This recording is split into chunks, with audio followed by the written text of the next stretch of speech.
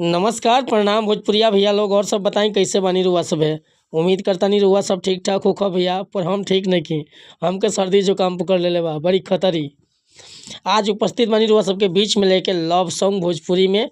और दिल से बताओ तनी कि एकदम नया कंपोजिशन गीत बाटे।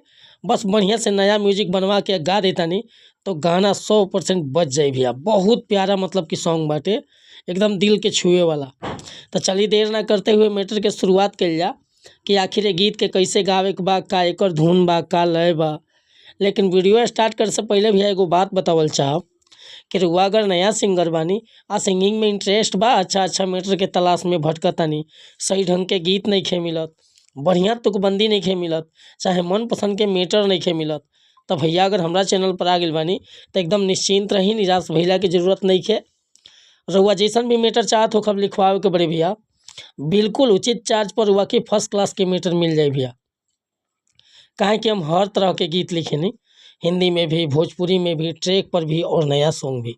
कोनो प्रकार के मैटर हुआ चाहे love song, sad song, orchestra song, romantic song, रंगदारी सॉन्ग, धोबी गीत, पूर्वी गीत, भक्ति भजन, हर तरह के मैटर हुआ के मिली भैया बिल्कुल उचित चार्ज पर।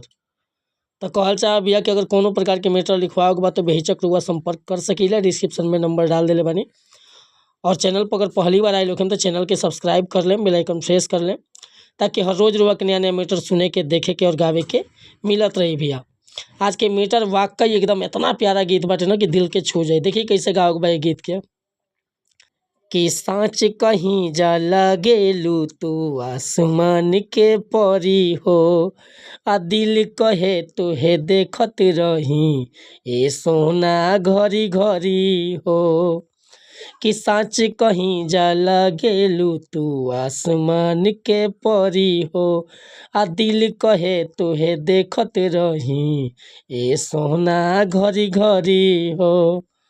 अरे केतना बड़ाई करी मीठ मुस्कान के, केतना बड़ाई करी मीठ मुस्कान के, आ सोनमे के माटी से बनवले विधना सान के, सोनमे के माटी से बनवले विधना सान के। तो भैया सर्दी जुकाम भइल बा और हमार आवाज़ एकदम बजल बाटे।